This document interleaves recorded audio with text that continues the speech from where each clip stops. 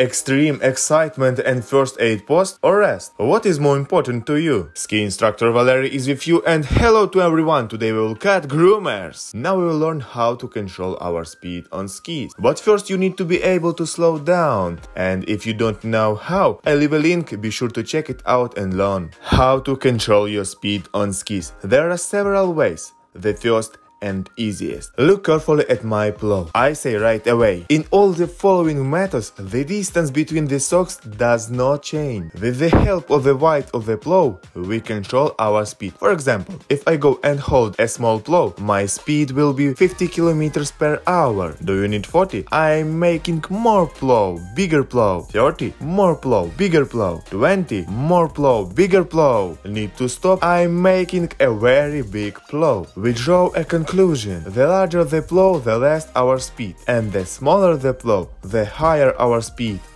Let's learn how to do it, but first, put your like under the video. It will help everyone learn to ski and increase the culture of skiing all over the world. Today we will take our sticks. We will hold them in our hands in front of our body. Why? And in the hands we turn back, so that they look at the heel of our boot.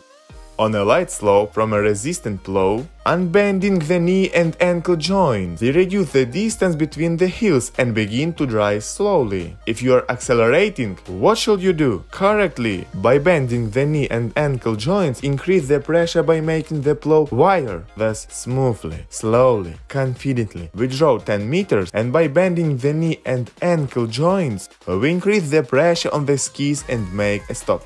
Repeat this exercise several times, gradually increasing the distance, making driveways from short stops. Second exercise, from a persistent plow, unbending the knee and ankle joints. By reducing the plow, we accelerate the most comfortable but low speed. Then we make a soft stop.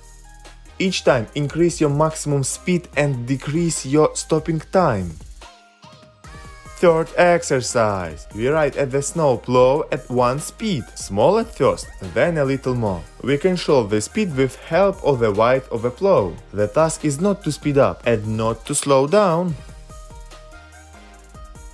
The next way to control speed is to close the turn, but for this you need to be able to turn. This is what we will learn in the next video tutorial. But I want to tell you right away, don't ride with snow plow in a straight line. After all, it's very difficult for your leg. That worse, you roll up the plow. And retraining is very difficult. I motivated you to turn. Subscribe to the channel and let's do it together!